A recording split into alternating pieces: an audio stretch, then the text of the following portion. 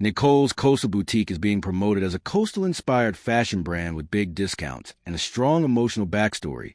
But the real question is whether it's actually a legit boutique or just another marketing-driven online store. Now, the idea behind this isn't completely fake. The website is real and actively selling products with typical boutique-style clothing and accessories. However, here's the key point. It shows multiple red flags that match common dropshipping or low-trust fashion sites.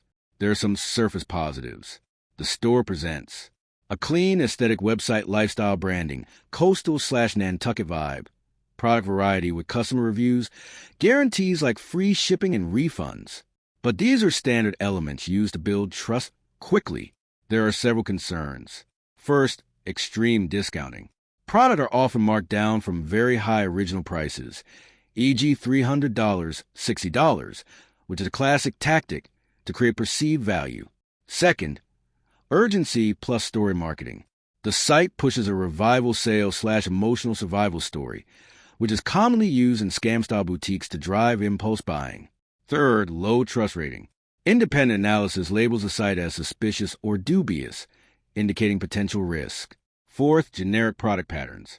Items and descriptions resemble mass-produced products often seen across multiple rebranded stores, not unique boutique designs. So, is Nicole's Coastal Boutique real or fake? It's likely a real store that ships products, but not a genuine high-quality boutique brand. The bottom line is this.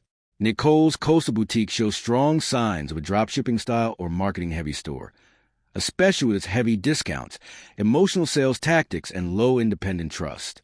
The biggest risk isn't getting nothing. It's getting lower-quality items that don't match the premium image. If you're expecting true boutique quality or a real local brand, it's safer to be cautious. Thanks for watching. Don't forget to like and subscribe for more videos.